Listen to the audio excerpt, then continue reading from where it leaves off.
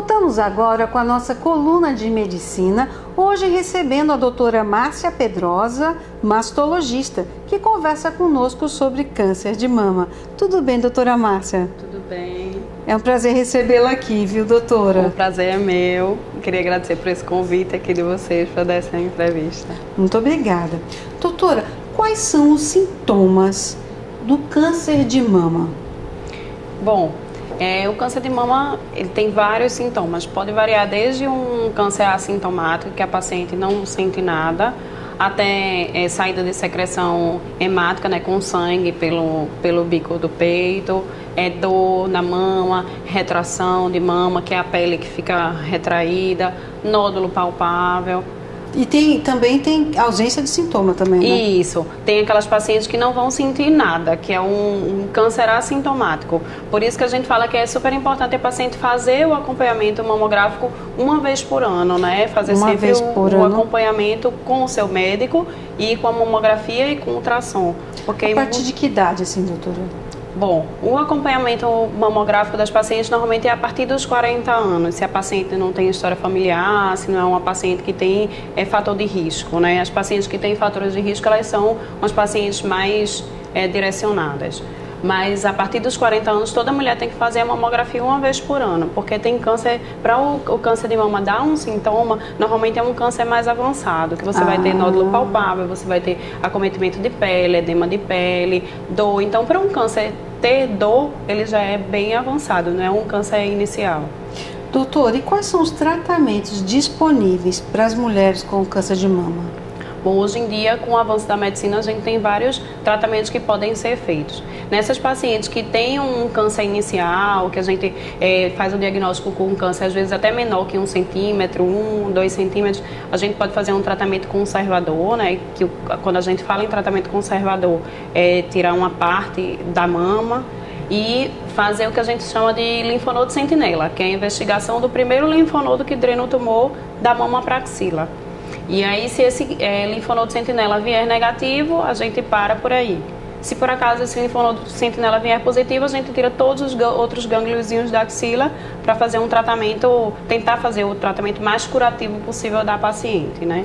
Aquelas pacientes que têm o tumor mais avançado, um tumor acima de 3 a 4 centímetros, normalmente a gente tem que fazer uma quimioterapia, né, neoadjuvante, que a gente fala, para diminuir esse tumor e daí fazer um tratamento mais agressivo. E tem aquelas pacientes que são os tumores de 3 centímetros, que dependendo do volume da mama e o tamanho do tumor, a gente consegue fazer ou esse tratamento conservador ou uma mastectomia para retirar todo o tumor sem ser necessário fazer a quimioterapia. Mas retira a mama, né? Retira a mama toda. Agora, doutora, quais são os aspectos que são considerados na escolha desse tratamento? Bom, hoje em dia a gente já conhece bastante a evolução, né, do câncer de mama, então isso é uma coisa que facilita bastante a gente fazer esse tratamento, o conservador ou a mastectomia. Então a gente já sabe como a gente faz para tentar fazer o tratamento mais curativo possível, que foi o que eu te falei agora há pouco. Então, se a gente faz esse tratamento conservador linfonodo sentinela e está negativo, a gente sabe que a gente já cercou esses tumores o máximo que a gente conseguiu. E também, hoje em dia, a gente acaba tendo um diagnóstico mais precoce. A gente, por esse acompanhamento mamográfico, por esse rastreamento mamográfico das pacientes, a gente consegue fazer um diagnóstico antes da paciente ter qualquer sintoma. Então, a gente consegue fazer um tratamento mais conservador possível e mutilar menos a paciente. Porque, antigamente, a maioria das pacientes que tinham câncer de mama, mesmo ele sendo, né, pequeno, antigamente, na verdade, não tinha um diagnóstico de um câncer de mama pequeno, né? Quando se fazia um diagnóstico, já eram câncer de mama mais avançados.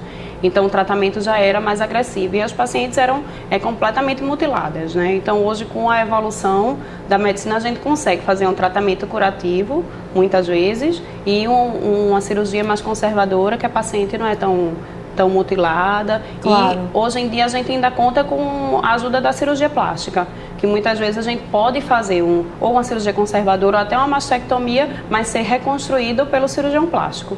Então, às Isso vezes, tem um período, doutora, assim, para acontecer ou pode ser feito imediatamente? pode ser feito imediatamente. Ah, que Isso vai variar de cada caso, né?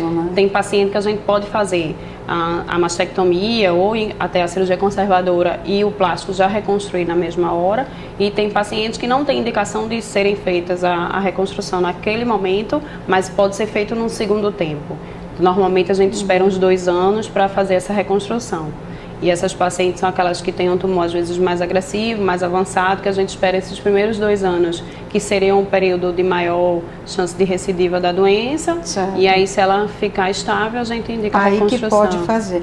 Doutora, aumentou o número de casos de câncer de mama ou aumentou o número de diagnósticos devido aos avanços tecnológicos? Essa é a velha pergunta, né? É isso que a gente sempre fica em dúvida, de realmente a incidência aumentou. Mas será que a incidência aumentou por um maior rastreamento, né? Porque hoje em dia a gente tem mais cuidado, a gente faz exames anualmente. E mesmo os pacientes mais jovens, né, se preocupam mais, fazem vão sempre no médico, se cuidam, e antigamente não era visto isso. Então a gente não tem como saber se aumentou a incidência do câncer ou se houve um aumento de diagnósticos precoces, principalmente. Só no futuro, né, doutora? Que a gente vai poder dar essa resposta. Doutora, a mulherada se queixa muito do exame, né? Da mamografia, né? Muito, diz que é incômodo e tal. É verdade que existe já outra possibilidade de diagnóstico ou não? Tem que ser a mamografia, tem que ser desse jeito? Não, tem que ser a mamografia e tem que ser dessa maneira. Existem outros exames, né, como ultrassom de mama, mas o ultrassom de mama não é feito para rastreamento, ele é feito para complementar a mamografia. E existe outro exame que a gente faz que é a ressonância das mamas. Mas esse é um exame direcionado mais para pacientes jovens, pacientes alto risco, que a gente tem que fazer o acompanhamento desde cedo. Em relação se o exame dói, o exame incomoda. Eu vou te confessar que eu já fiz uma vez o exame, porque as pacientes se queixavam muito. Eu falei, não, eu vou fazer esse exame para saber se ele realmente dói bastante, assim como elas falam ou não. Incomoda, mas é uma coisa suportável e muito rápido. Então, assim, às vezes varia, porque a paciente tá perto de menstruar, tá no meio do ciclo menstrual, então a mama tá mais sensível, tá mais dolorida. Né? Claro. Então você tem que procurar sempre uma época melhor para fazer esse exame. E a mulher se conhece e sabe quando tem, né? Quando pode ser feito, ou quando tá mais dolorido, ou quando vai incomodar menos ou mais. Agora, doutora, e com relação à radioterapia, ela está indicada para que tipo de tratamento em pacientes? Bom, aí como eu te falei anteriormente, tem aqueles casos que a gente faz as cirurgias conservadoras, que é aquela que a gente tira um pedaço da mama, digamos assim, e deixa o restante da mama. Nesse caso, a radioterapia sempre está indicada. Então, sempre ela tem que ser feita a radioterapia para poder matar, digamos assim, todas as possíveis células tumorais que possam ainda existir no tecido mamário. Doutora Márcia Pedrosa, o pessoal que está em casa nos assistindo e quer saber um pouco mais sobre o assunto ou entrar em contato com você, como é que pode fazê-lo? Pode entrar em contato com a ANEL, né, que é a clínica onde eu atendo. O telefone dela é o 2138-0777. Doutora, muito obrigada por esclarecer nossas dúvidas. Foi um prazer recebê-la aqui. Viu? Eu que agradeço, o prazer foi todo meu. É isso aí. Você não deixe de nos seguir no Instagram e no Facebook. A gente volta já.